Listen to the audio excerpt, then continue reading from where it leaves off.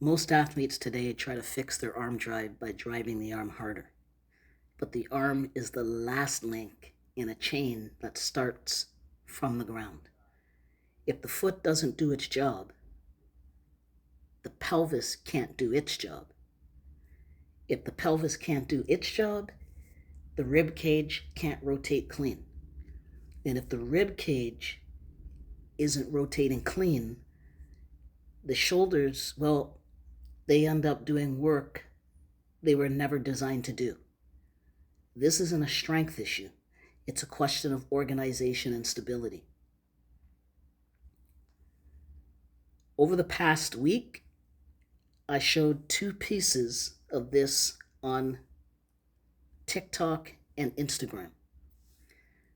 The arm drill teaching the shoulder to stay out of it, and the pelvis drill teaching the base to stay connected.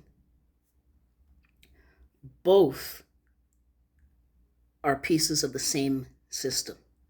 Today, I'm going to walk you through the whole chain, foot to hand, so you can see why the arm drive you're chasing actually contributes to the foot action from the ground. Everything starts at the foot. The foot's job is force application, pressing into the ground hard enough to drive the opposite knee forward. But it also has a second job. While that opposite knee, is driving an open chain movement, the foot on the ground has to stabilize everything above it, exactly what you're seeing in the video. He's maintaining the force from the ground as that opposite foot moves with the knee drive. He maintains that force from the ground. Not easy to do, but that's what has to be done. No force into the ground, no knee drive, no stability on the ground, the rest of the chain breaks. From the foot, force travels up into the pelvis, and the pelvis has to stay connected to the femur of that standing leg. That's what the ball pressure drill teaches. As long as the pressure on the ball is maintained, that pelvis to femur connection is intact. Lose that pressure, and the connection gets disrupted.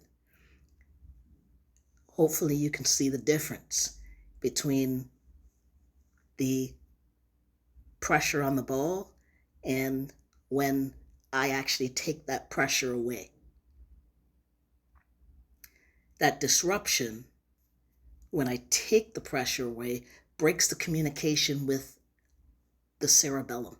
And that's when form and technique fall apart. But staying connected isn't enough. The pelvis also has to rotate around the femur. The rotation is what feeds the rib cage above it. So as I rotate my pelvis around the femur, at the same time, my rib cage rotates along with it. And it's not a big rotation. It's just a slight rotation. But that's normal for sprinting and running. Now, what's important to understand here is that the rib cage rotates on top of the pelvis. And here's where most athletes lose it. The scapula has to stay quiet while the rib cage rotates underneath it. The shoulder blade doesn't ride the rotation at all. It stays isolated. That's the whole point of the arm drill that you're seeing here. Teaching your body to differentiate the collarbone and the scapula from your humerus.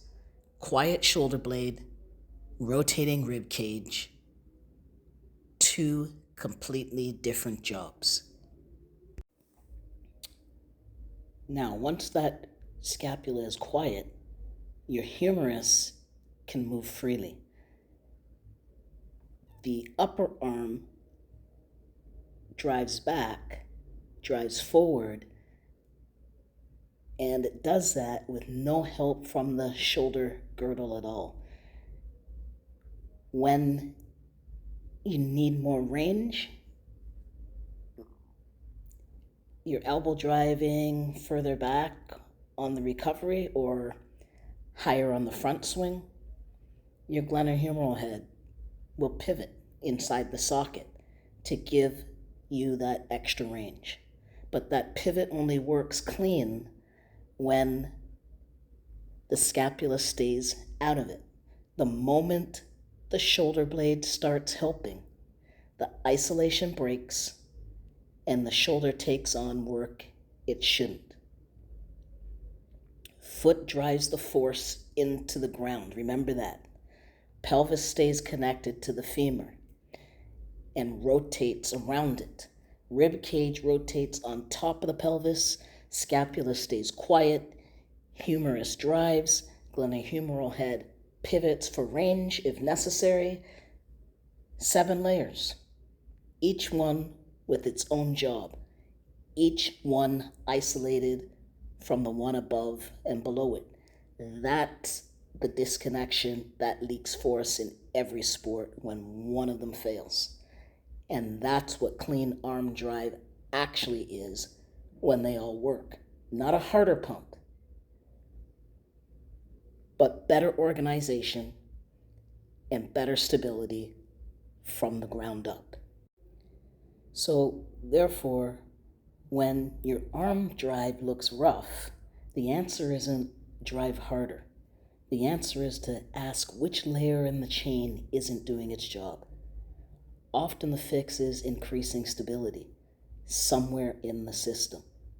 More organization, better stability. That's where speed lives. I'm Coach Emil. If these breakdowns are giving you something you can use, subscribe. More coming every Monday. Continue to soar. Rastafari and Empress Mennonite love to you.